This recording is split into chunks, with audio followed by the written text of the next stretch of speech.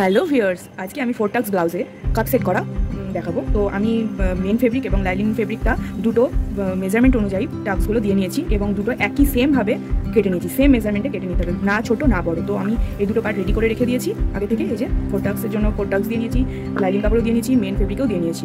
তো এবার cups attach করবো, এটাই তোমাদের সাথে শেয়ার করবো। তো চলো।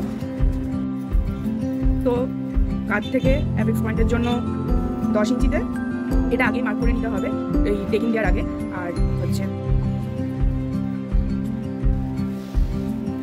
ঠিক অ্যাপেক্স পয়েন্ট যেখানে 10 ইঞ্চিতে মার্ক করেছি সেখানে মার্ক করা থাকবে একটা, আর এখান থেকে 4 ইঞ্চিতে মার্ক করে দিতে হবে। ব্যাস, এটা আগেই করে রাখতে হবে। এবার এটার উল্টো দিকটায় আমরা কাপটা অ্যাটাচ করবো, মানে যেদিকে সেলাই করবো। কাপটা আমাদের এভাবে অ্যাটাচ করতে হবে। তার জন্য এটা কাপটাকে উল্টে নিয়ে, সমানভাবে উল্টে নিয়ে এটাকে আবার আরেকটা ফোল্ড দিয়ে মিডিল পয়েন্টটা মার্ক করে নিতে হবে। এই মিডিল পয়েন্টের সাথে এই যে আমরা অ্যাপেক্স পয়েন্টের জন্য যে মিডিল পয়েন্ট করেছিলাম, এই দুটো মিডিল পয়েন্ট অ্যাটাচ করে এখানে পিন আপ করে নিতে হবে, নতুবা হাতের নর্মাল টাক সেলাই দিয়ে নিতে হবে। এই যে আমি অ্যাটাচ করে নিয়েছি। এবার কাপটাকে এই ফেব্রিকের সাথে ভালো করে সেলাই করে নিতে হবে। ঠিক এই মিডিল পয়েন্ট অবধি সেলাইটা রাখতে হবে, উপরেও তুললে কিন্তু হবে না। জাস্ট এখান থেকে এইটুকু মিডিল অবধি।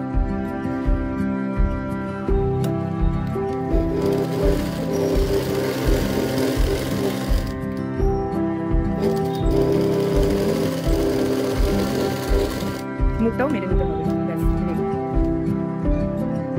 তো এই যে আমি কাপটা অ্যাটাচ করে নিয়েছি, জাস্ট এইটুকুই তুলতে হবে, আর তুলে হবে। সেমভাবে এই দিকটাও অ্যাটাচ করে নিতে হবে। দুটো কাপে আমি অ্যাটাচ করে নিয়েছি।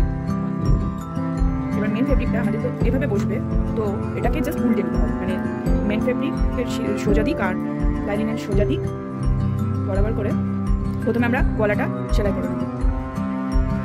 গলা অ্যাটাচ করার পর এই কার্ভ জায়গাগুলোতে ছোটো ছোটো কাট লাগিয়ে নেব, তাহলে এটা প্রপারলি উল্টানো যায়।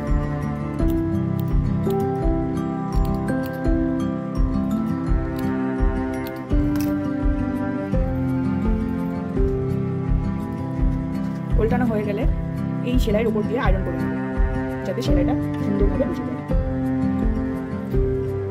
এর উপর দিয়ে একদম সেলাই দিয়ে দেবো, একদম ধার দিয়ে। হয়ে গেছে। এরপরে এই লাইনিং কাপড়ের সাথে মেন ফেব্রিক দুটো পুরো একদম সেমভাবে চারিদিক সেলাই করে চারিদিক। তো এই জন্য রেডি।